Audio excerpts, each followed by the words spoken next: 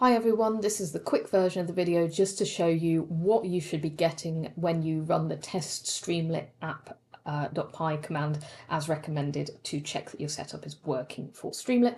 So first thing I'm going to do, I've installed my HSMA web dev environment from the environment.yaml file, Control-Shift-P to select an interpreter. I could also go down test Streamlit app and make sure I've selected the correct environment in the bottom right here, which I already have in my case.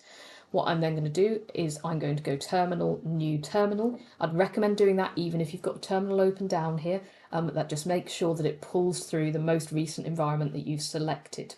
Now I am then going to run Streamlit run test Streamlit app.py and press enter.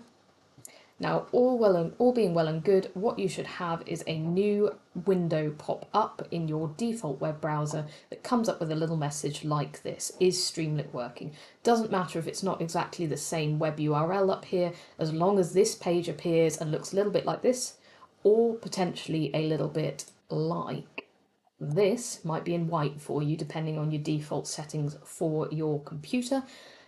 Some kind of message like this in a web browser is what we're looking for. The other thing that might happen, depending on your default settings within VS Code, is it might open up on the right hand side here, a little bit like when you run an interactive Python window.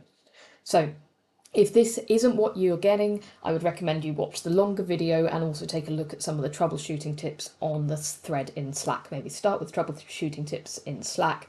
If that doesn't unstick you, take a look at the longer video, which goes into a little bit more detail.